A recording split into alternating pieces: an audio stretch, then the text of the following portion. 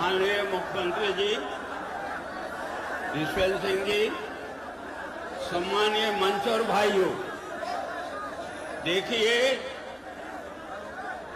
आज जितनी भीड़ मैंने भरतपुर में देखी है 50-60 साल में, ऐसी भीड़ मैंने कभी नहीं देखी।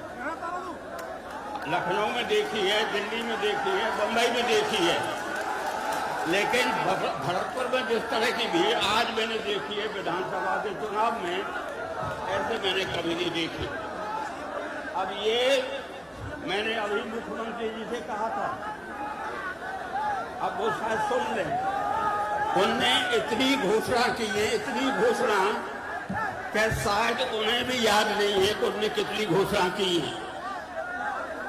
आज जितना काम इन सालों में हुआ है, इतना काम मैंने कभी नहीं देखा अपनी जिंदगी में। सन 52 से देख रहा हूं मैं, और काम में एक भी वर्ग, एक भी जाति, पशु और पक्षी, कोई ऐसा नहीं है जिसके लिए भी योजनाओं से लाभ नहीं मिल रहा हो। अगर मैं विस्तार से समझाऊं तो घंटों लग जाएंगे। मुख्यमंत्री जी बोलेंगे, विश्वनाथ जी बोलेंगे, मंत्री जी बोलेंगे, लेकिन मैं तो एक ही बात कह सकता हूं, राजस्थान में राजनीति देखने वाले लोग रहे नहीं हैं, और मैं अपने हिसाब से कह सकता हूं इन सालों में जितना काम हुआ है उतना काम कभी नहीं हुआ। लेकिन ये बात तो हो गई काम की।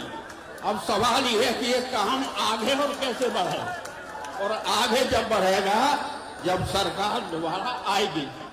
हालांकि हमारे मुख्यमंत्री जी कह रहे हैं रिपीट होगी, ये मुख्यमंत्री जी की जनता की आवाज होनी चाहिए कि अगर इतने काम पर भी सरकार रिपीट नहीं होती है तो लोग काम करना बंद कर देंगे। इसलिए मेरा तो निवेदन है यशवंत सिंह जी से, उनने जो काम किया है जिले का काम, और सबसे बड़ा ये राज परिवार में होते हुए जितने विनम्र, जितने सामान्य वो हैं, शायद दूसरा कोई नहीं हो सकता। उम्र के हिसाब से मैं ज्यादा नहीं बोल सकता, बोलने में मुझे कोई दिक्कत नहीं है, लेकिन बड़े मेहमान हैं, सब वो बोलेंगे, अपनी बात बताएंगे। मैं तो केवल एक बात कहना चाहता हूं, आप दोबारा इस सरकार को रिपीट करेंगे या नहीं करेंगे? हाथ उठा दें दोबारा, हर सूरत में हाथ उठा दें। इस सब के लिए धन्यवाद।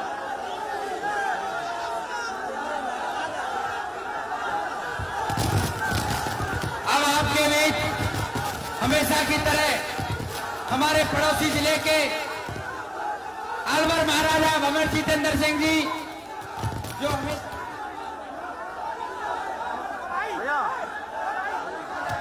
हमारे पड़ोसी जिले के महाराजा भंवर जितेंद्र सिंह जी आप लोगों के बीच अपने विचार रखेंगे। हमेशा इन्होंने हमारा साथ, हमारा समर्थन, हमारा सहयोग और हमें आशीर्वाद दिया है। भंवर जितेंद्र सिंह जी अपने विचार रखें।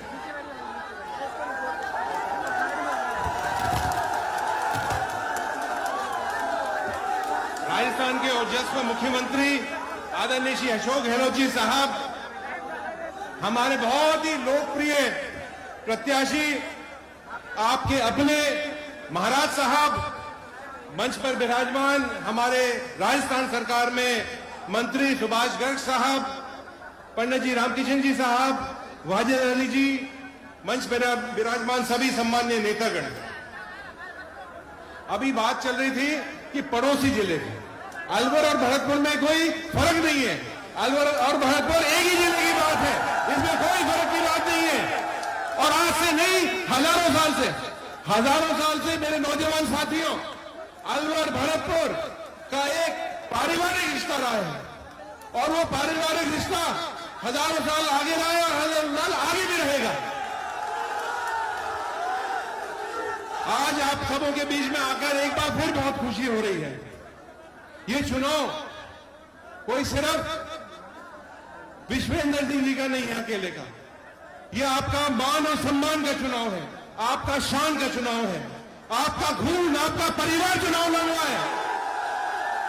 शान की बात तो जब होगी जब जितने भी और प्रत्याशी हैं वो सारे की जमानत जब्त होगी, जब माना जाएगा कि भरतपुर का मान और सम्मान की चेतावनी है। आज इस क्षेत्र के अंदर राजस्थान सरकार ने, माननीय अशोक गहलोत जी ने, जो हमें सपना ही कर सकते थे, जिले के एक सौगात मिली है। कोई सपना नहीं कर सकता था, कोई सोच नहीं सकता था कि जिला भी बन सकता है। वो एक बहुत बड़ा तोहफा मुख्यमंत्री जी ने हमें दिया है। महाराज साहब के नेतृत्व में जिला बना है, इससे बड़ी बात कोई नहीं हो सकती, कोई नहीं हो सकती इससे बड़ी बात। आज मैं इस मंच से जरूर कहना चाहूंगा, चाहे वो अलवर का मामला हो, चाहे भरतपुर हो, चाहे सवाई माधोपुर हो, चाहे करौली हो, और वहां से लेकर चाहे झालावाड़ तक की बात हो, भारतीय जनता पार्टी के प्रधानमंत्री तीन बार आकर ईआरसीपी योजना के बारे में बात करके गए हैं, घोषणा करके गए हैं, बड़े बड़े हाथ खड़े कर करके उन्हें वादा करके गए हैं। पिछले 5 साल राजस्थान की जनता को उनने प्यासा छोड़ रखा है। 25 एमपी हैं यहां भारतीय जनता पार्टी के, क्या उनने चूड़ी पहन रखी है? उनको लोटे के अंदर एक बाल्टी में डूब के मर जाना चाहिए कि वो पानी नहीं ला पाए राजस्थान के अंदर। जल संसाधन मंत्री राजस्थान का है गजेंद्र सिंह शेखावत, और फिर भी यहां पानी नहीं आया। ईआरसीपी की योजना अभी तक नहीं हो पाई। ये तो राजस्थान सरकार ने अपने संसाधनों से यहां की चंबल की नहर का पानी का लाने का काम किया है। आज सरकार, भारत सरकार उसके अंदर स्वीकृति देती, पैसा देता और उसकी सैंक्शन उसकी होती, तो यहां एक तरह से पूरे जितने भी हमारे 17-18 जिले हैं, इसके अंदर पानी की नदियां बहती। तो मैं इस मौके पर अग्रिम बधाई, आप क्यों तो अग्रिम बधाई दे दूं, हाथ खड़ा करो, अग्रिम बधाई दे दूं महाराज साहब को। अग्रिम बधाई महाराज साहब को मैं देता हूं। तगड़े राजस्थान में सबसे ज्यादा वोटों से जीतेंगे और सारे प्रत्याशियों की जमानत जब्त होगी। बहुत बहुत धन्यवाद। जय हिंद, जय भारत और गिरिराज महाराज की जय। अब हमारे सबके हृदय सम्राट महाराजा विश्वेंद्र सिंह जी, महाराजा विश्वेंद्र सिंह जी,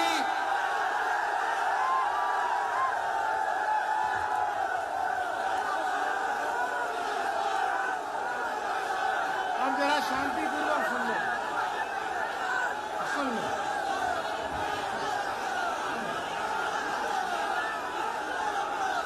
हमारे आपके, यार हल्ला कम करो, बस चुप रहो, बस अब कोई नहीं बोलेगा। हमारे आपके सबके हृदय सम्राट, इस प्रदेश के मुखिया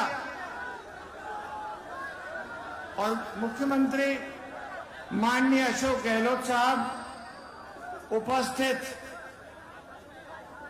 मेरे भाई भंवर जितेंद्र सिंह साहब, महाराज साहब अलवर, उपस्थित सबसे जो हम में उम्र में छोटे हैं, अपने आप को बनते हैं, हमारे वयोवृद्ध नेता, युवा नेता, माफ करना, अच्छा वयोवृद्ध गलती तो कह गई साहब, मैं कहूंगा युवा नेता पंडित रामकिशन जी, जो मात्र 99 साल के, ज्यादा के ना है।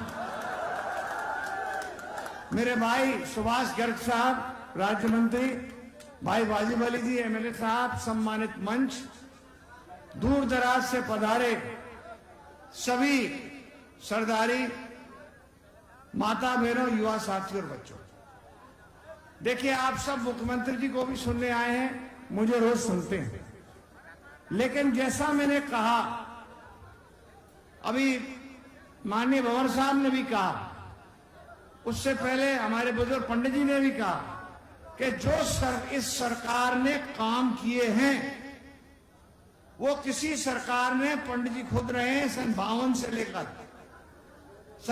से लेकर अब तक नहीं हुए, ये मैं पहले भी कह चुका हूं। और किसी मुख्यमंत्री ने, किसी पार्टी के ने इतनी योजनाएं नहीं चलाई। अगर योजना गिराऊंगा तो रात हो जाएगी। और एक चीज और है, घोषणा नहीं करी, धोती मोदी जी की तरह अमल करके बताया, चाहे महिलाओं की हो, चाहे किसानों की हो, चाहे किसी चीज की हो। 5 बजट दिए, पेश किए हैं सरकार ने, मुख्यमंत्री जी ने एक भी टैक्स लगाया और किसी चीज पे, तो आप बताइए। और सबसे पहले मुख्यमंत्री हैं, जिन्होंने प्रदेश में किसान बजट लागू किया 2 साल से। आज मैं पूछना चाहता हूं आपसे, किसी की बुराई नहीं करता, लेकिन 2014 से मोदी जी राज कर रहे हैं।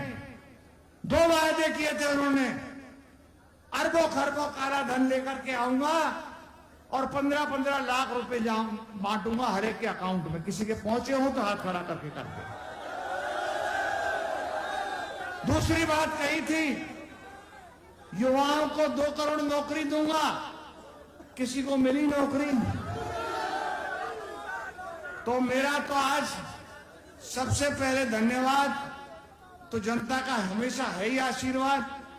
हमारे जो अतिथि पधारे, खासतौर से मुख्यमंत्री जी, उनको धन्यवाद देना चाहता हूं कि आपने अपने व्यस्त समय में से निकाल कर पहला नॉमिनेशन अगर कहीं कराया तो मेरा कराया, और आपका आशीर्वाद क्या है। भंवर साहब पधारे, अब सुन लो यार, जिंदाबाद बाद में कर ली हूं। और दूसरी बात, भंवर साहब पधारे, पंडित जी को जयपुर से पधारे, आपकी 2 पुत्र वधु हॉस्पिटल में, फिर उसके बावजूद भी आप पधारे, आपके लिए हाथ जोड़ के सभी को धन्यवाद। एक चीज कहना चाहूंगा, देखो गलत कह रहा हूं तो अलग बात है, और सही कह रहा हूं तो हाथ ऊपर कर लेना। पहली बात तो ये बताओ, कल बड़ी जोर शोर से उन्होंने रैली निकालने की कोशिश करी बीजेपी वालों ने। अरे सुनो, को किराए की भीड़ हो या कैसी हो, सुनो पूरी बात। अब बात सुनो आप मेरी, यार बात सुनोगे नहीं, हल्ला मचाते रहोगे। मुख्यमंत्री जी कहेंगे ये क्या जी, सुनते नहीं बात को। तो सबसे पहली चीज तो ये है कि आज हमने सवाल, आज नामांकन है मेरा, कल भी नामांकन उनका था। जनता से आशीर्वाद लिया क्या? क्यों? बोलो सही कह रहा हूं मैं गलत कह रहा हूं?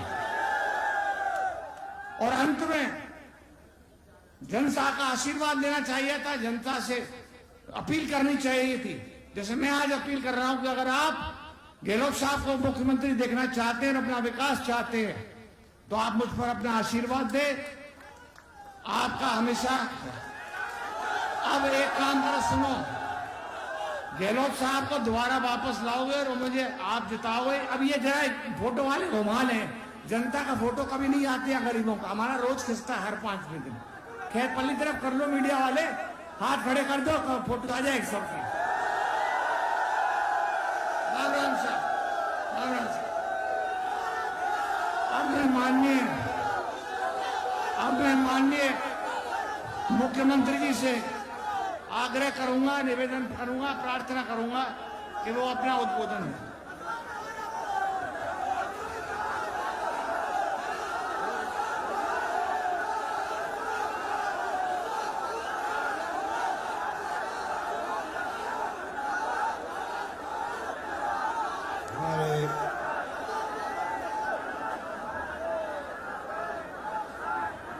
हमारे परम श्रद्धेय पंडित रामकिशन जी,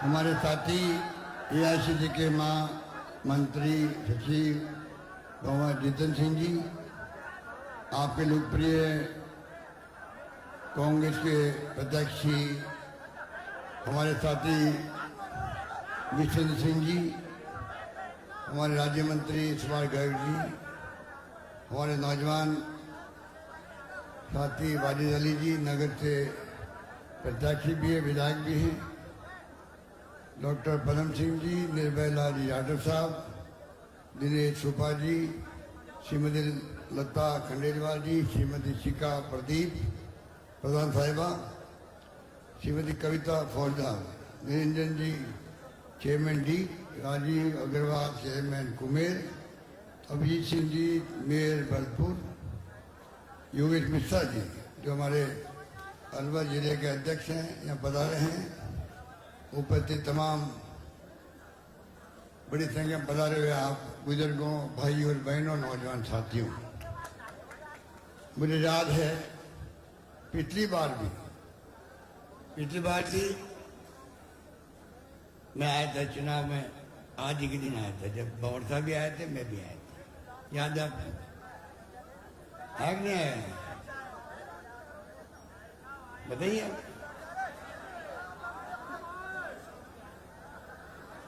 पर पहले मैं कई बार आया हूं, सबसे पहले आपको मुबारकबाद बधाई है नया जिला डीग बनने के लिए।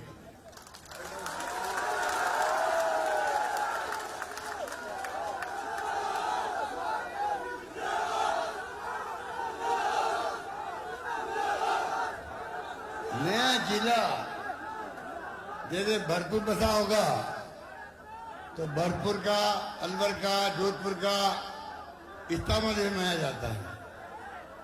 अब आपके आने वाले वक्त में 25 साल बाद, 50 साल बाद भी डी का स्थापना दिवस मनाया जाएगा नया जिले को। तो मैं समझता हूँ जिला बनना ये हमारी नीति का अंग है। बहुत दूर दूर जाना पड़ता है प्रशासनिक कामों के लिए। जिला हेडक्वार्टर कई जगह तो 100-150 किलोमीटर जाना पड़ता है पश्चिमी राजस्थान के अंदर। कूदपुली वाले जाते जयपुर जाते थे पहले, नया जिला बन गया कूदपुली।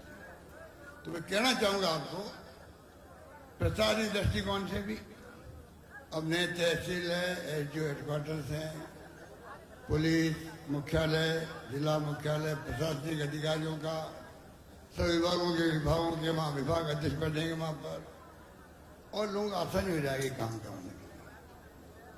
इतनी मुझे खुशी है कि आज मैं उस जिले में आया हूँ, दूसरी बार है, पहली बार मैं आज ये आपका चुनाव का मौका है।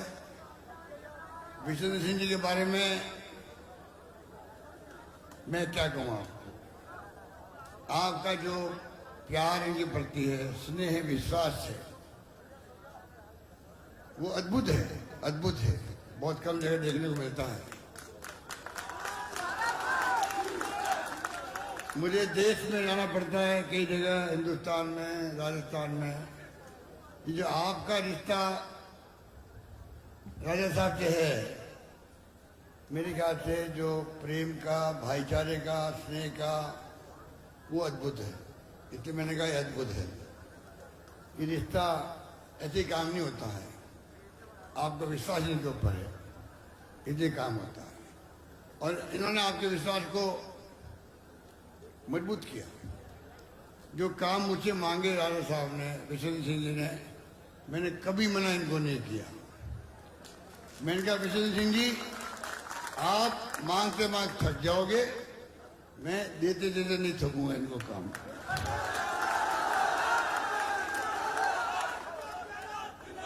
और कहा नहीं, करके दिखाया।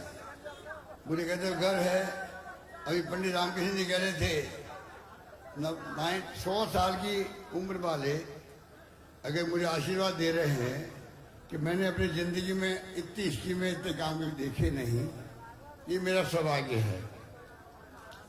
मेरा सौभाग्य है कि 99 ईयर के नौजवान नेता, अनुभवी, समाजवादी, जो ईआरसीपी के लिए आवाज उठाने वाले, ये कहे कि इतने काम हुए हैं, इतने काम हुए हैं, कोई सोच नहीं सकता। इसीलिए राजस्थान आज पूरे देश में चर्चा में आ गया है, पहले चर्चा में नहीं था। भाई राजस्थान पिछड़ा हुआ राज्य है, आकाश सूखे पड़ते रहते हैं, सिंचाई की सुविधा नहीं है, पीने के पानी के लिए लोग तरसते हैं। ये पहचान थी राजस्थान की। आज राजस्थान में शिक्षण संस्थान शानदार सारी, IIT, IIM, triple IIT, AIIMS, विश्वविद्यालय जगह जगह खुल गए, हर जिले मेडिकल कॉलेज खुल रहे हैं। शिक्षा और स्वास्थ्य में आपके आशीर्वाद से जो काम किया सरकार ने, आज 25 लाख का बीमा कभी किसी ने कल्पना की थी इलाज की? 25 लाख का बीमा, इलाज फ्री, दवाएं फ्री, ऑपरेशन फ्री, पूरा इलाज फ्री, और साथ में स्वास्थ्य का अधिकार का कानून बना दिया हम लोगों ने असेंबली का। एकमात्र राजस्थान राज्य जिसने कानून पास किया है, एकमात्र राजस्थान। 25 लाख का बीमा कई राजस्थान देश के अंदर नहीं है। 5 लाख बीमे हैं, वो भी सीमित संख्या के लिए है, जनता के लिए। यहाँ एक प्रदेश राजस्थान है देश के अंदर, जो तमाम लोगों के लिए, चाहे गरीब हो, अमीर हो, कोई हो, सबके लिए 25 लाख का बीमा करना बहुत बड़ी चर्चा करने वाली बात है। आराम हो गया लोगों को इलाज के लिए। लोग गरीब लोग उधार लेके भाई जाते थे इलाज के लिए, दवाएं खरीदते थे। महंगा इलाज शिविर लगाया हमने, 10 गारंटी दी आपको, वो हमने पूरी करी। उसमें कामधेनु योजना भी है, गायों का बीमा भी है। गाय मर गई थी, गाय माता हमारी तड़प तड़प के मर गई थी लंबी रोग में। राजस्थान एकमात्र राज्य है देश के अंदर संभवतः 40,000 रुपये मैंने दिए प्रति पशुपालक को, ही गाय मरने वाले को दिया हमने, और कहीं नहीं मिला। अब उनका बीमा किया जा रहा है, अन्नपूर्णा किट अलग दे रहे हैं हम लोग, 10 स्कीमें लागू कर दी है। इतनी हमारी हिम्मत हुई है कहने की 7 गारंटी दी जा रही है आपको, नई गारंटी। और जो काम हुए हैं आप जानते हैं, मुझे करने की आवश्यकता नहीं। आपके यहाँ पर ERCP के लिए संघर्ष जारी है। पंडित जी के आशीर्वाद से प्रधानमंत्री वादा करे, जयपुर में, अजमेर में 13 जिले में ERCP की योजना जो है राष्ट्रीय परियोजना घोषित करने के लिए मैं सकारात्मक दृष्टिकोण रखूंगा। क्या बच जाता है? 16 योजना चल रही देश के अंदर। अगर एक योजना राजस्थान की टेक ओवर कर लेती सरकार, भारत सरकार कर लेती राजस्थान से, राज्य परियोजना का मतलब है भारत सरकार योजना को आगे पूरी बढ़ाएगी। आप बताइए, एक योजना खुद ने कहा, उसके बाद वो तैयार नहीं हो रहे हैं। 2 लाख हेक्टेयर में सिंचाई होगी, 13 जिले में पीने का पानी मिलेगा। लोग तरसते पानी के लिए, पता नहीं जिसने उनको गुमराह किया। पानी वाले मंत्री भी राजस्थान का ही है, क्या उनकी ड्यूटी नहीं थी? जोधपुर के MP की जो मंत्री है, इतने बड़े पद पे बैठे हुए हैं। एक योजना राजस्थान की 25 MP जीता है राजस्थान की जनता ने BJP को। एक योजना, सिर्फ एक योजना, वो राज्य परियोजना घोषित नहीं करवा पाए। तो आप सोच सकते हो कि कितना बड़ा भेदभाव, उपेक्षा हमारे प्रदेश में हो रही है। वोट मांगने आना अलग बात है, तो आप पूछो उनको भी वोट किस बात के मांग रहे हो आप लोग? कौन सा काम आपने किया राजस्थान में? हमने काम किया, आपके सामने है। हमने काम किया था, आप हमें आशीर्वाद दो, सरकार रिपीट करो। आप सोचिएगा, एक योजना ERCP की, चंबल के पानी लेके आए हम लोग। हालांकि उनमें अभी भी तकलीफ आती है, हर साल उन्होंने बताया, पर पानी कब लेगा? मैं था पहली बार 25 साल पहले CM था, तब योजना हमने शुरू करी थी। तो मैं निवेदन करना चाहूंगा, काम की कोई कमी रखी नहीं हम लोगों ने। महंगे इलाज शिविर में 500 रुपये गैस सिलेंडर की मैंने घोषणा करी थी, लागू कर दिया। दुर्घटना बीमा लागू कर दिया, सब कुछ किया हमने। और आपके यहाँ तो मेरे पास लिस्ट है, महाराजा सूर्यमल जी और गिरिराज महाराज जी का पैनल बनेगा, यहाँ पर घोषणा कर रखी हम लोगों ने। आपके मंत्री जी ने डी गर्ल्स कॉलेज खुलवाया, यहाँ पर डी के गर्ल्स कॉलेज खुलना बड़ी बात थी। कुंभे में नर्सिंग कॉलेज खोला गया, डी में आपके जिला अस्पताल बना दिया गया डी के अंदर। अब तो जिला बन गया तो और बड़ी बात है। अवार और बाद में CHC कुंभेर में नर्सिंग कॉलेज के साथ 100 बेड का हॉस्पिटल बन रहा है। कुंभेर में स्वतंत्र मंडी, डी में पुलिस चौकी को थाना बनाया गया। कुंभेर में 220 kV के GSL के लिए भूमि आमदन हो गई है, जो कम से कम पावर सप्लाई में ट्रिपिंग नहीं होगी आपके यहाँ पर। डी में अम्बेडकर हॉस्टल का निर्माण हो रहा है। डी कुंभेर में खेल स्टेडियम बनाए जा रहे हैं। चंबल परियोजना का पानी डी और कुंभेर तक पहुंच रहा है। और कुंभेर बाईपास का मुहूर्त, कुंभेर बाईपास जो बहुत ही आपकी आवश्यकता थी, और हमारे विश्वनाथ सिंह जी ने कितनी ताकत लगाई होगी, किसी कीमत पर कुंभेर डी बाईपास करीब 76 करोड़ का होगा।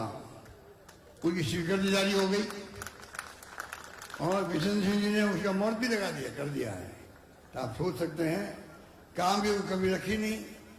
अब मैं आपको, क्योंकि लंबी बात करने की आवश्यकता नहीं है, आप सब समझदार हैं, जो 7 गारंटी हमने दी आपको, उस पर चर्चा करके अपनी बात समाप्त करूंगा, क्योंकि आपका विश्वास, प्रदेश की जनता का विश्वास हमने कहा वो किया है। ये राहुल गांधी जी कहते हैं, खड़गे साहब कहते हैं, या तो कहो मत, वादा मत करो, वादा करो निभाओ।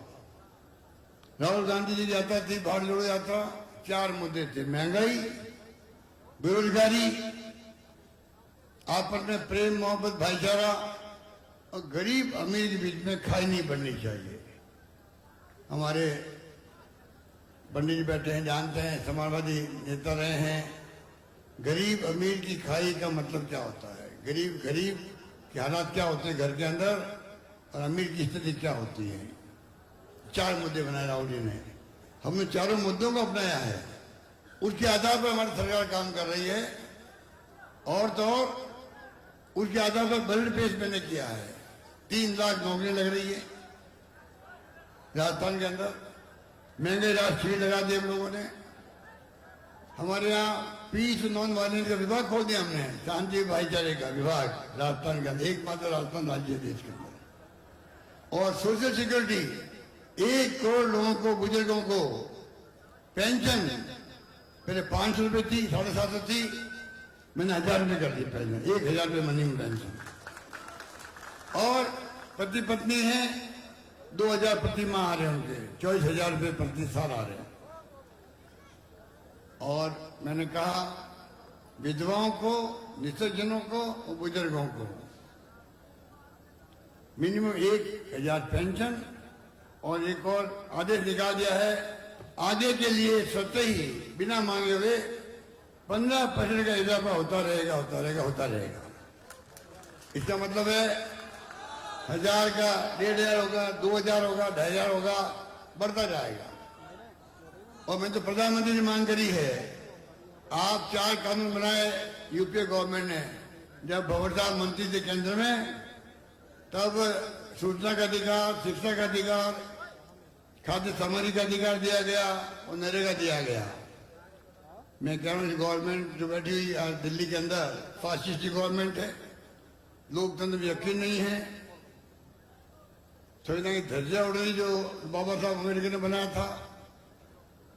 कानूनी राज कमजोर हो रहा है देश के अंदर, ईडी, इनकम टैक्स, सीबीआई के छापे पड़ रहे हैं पॉलिटिशियन पर। आर्थिक अपराध करने वाले तो नाम ही नहीं आया आजकल। 2-4 लोग बैठे हुए वहां, मेहुल चौकसी और नीरव मोदी और मालिया वगैरह बैठे, लंदन के अंदर बैठे हुए हैं। पूरे देश के अंदर कोई आर्थिक अपराधी को नहीं पकड़ा जा रहा है। छापे पड़ रहे हैं, पॉलिटिशियन पे पड़ रहे हैं, विपक्षी पार्टियों में पड़ रहे हैं। देश भर के अंदर आतंक मचा रखा। हम खुद कहते हैं ये तीनों एजेंसी इंपॉर्टेंट है, ED, income tax, CBI. Crime करे जेल भेजो उसको, आर्थिक अपराधी है जेल में भेजो उसको। पर आप पॉलिटिशियन को छापे डाल डाल के नाम कर रहे हो, चालान पेश कर नहीं पा रहे हो, आप लोग फेल हो रहे हो सब जगह। अभी मेरे को आंकड़े नहीं बता रहा, मैं आपको पूरी तरह 9 साल में फेल हो गई। पर बदला लेने के लिए, सरकार गिराने के लिए ईडी का उपयोग हो रहा है, इनकम टैक्स का उपयोग हो रहा है देश के अंदर। ये तो ठीक है, आपका आशीर्वाद से विश्वनाथ सिंह जी ने, वाजिद अली बैठा हुआ यहाँ पर, सुभाष गर्ग बैठे हुए हैं, सबने साथ दिया मेरा। सरकार बच गई, वरना हमारी सरकार भी चली जाती है। मध्य प्रदेश में चली गई, महाराष्ट्र में, कर्नाटक में सरकार गिरा दी गई। ये कोई तमाशा बना रखा है लोगों ने? ये लोकतंत्र है।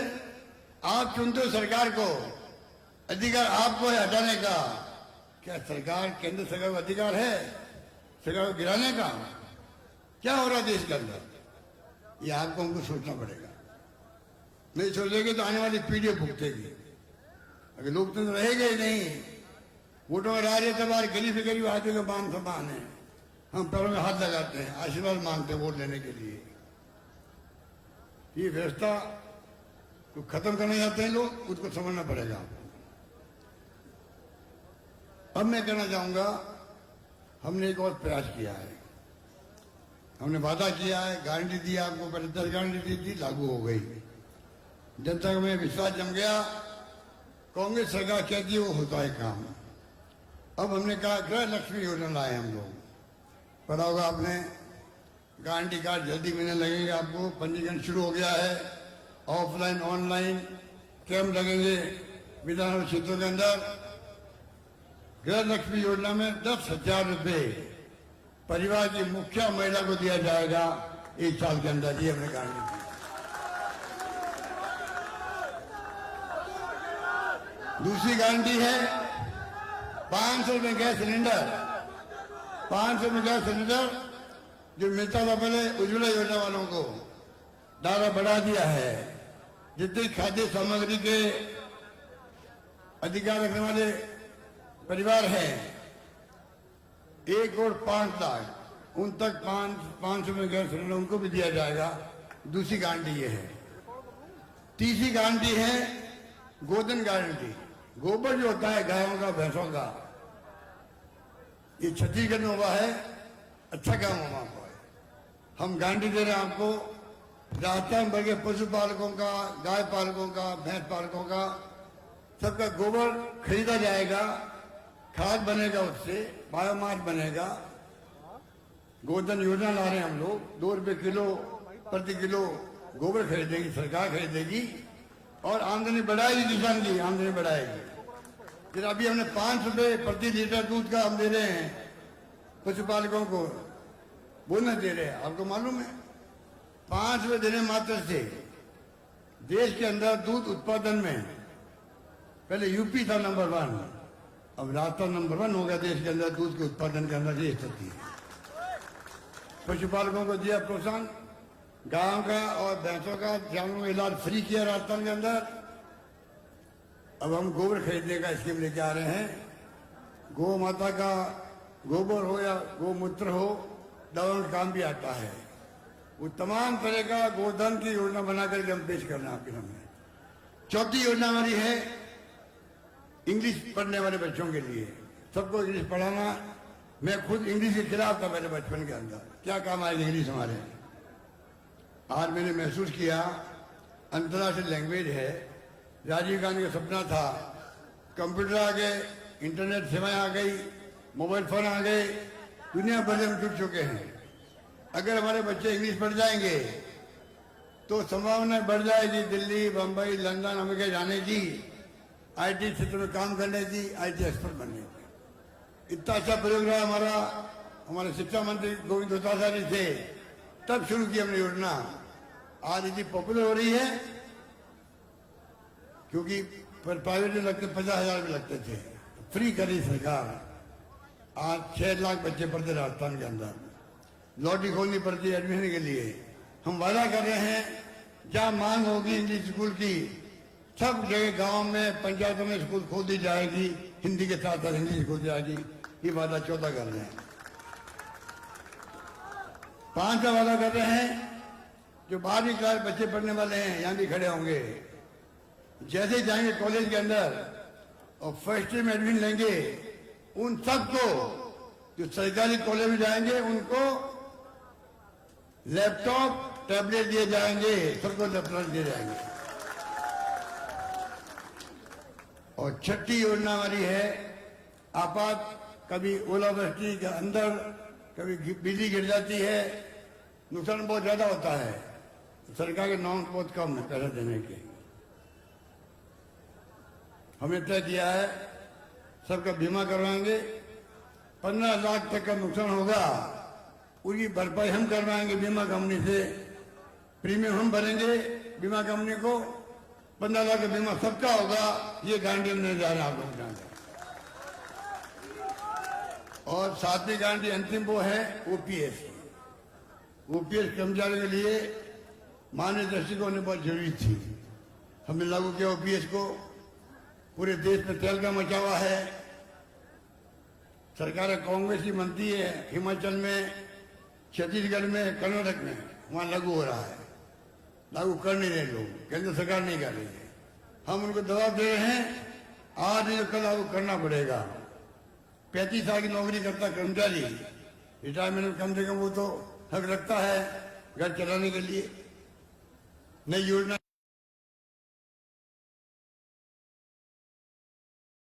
हम जीत के आएंगे आपका आशीर्वाद से, तो कानून पास कर देंगे असेंबली के अंदर कोई सरकार ओपीएल खत्म नहीं कर पाएगी, ये कानून बनाने जा रहे हैं। इस प्रकार से कोशिश की है सुशासन रहने देंगे हम लोग। और इसलिए आपको मालूम है बीजेपी राज में कितनी बार तो फायरिंग होती थी। कर्नल बैठला जी कई बार बैठ जाते थे, पटरियों पर बैठ जाते थे, गुर्जर समाज को लेकर के आंदोलन खड़े किए गए, बहुत तो गुर्जर मारे गए थे। आपको याद होगा 12-12 दिन तक लाशें पड़ी रही थी वहां पर।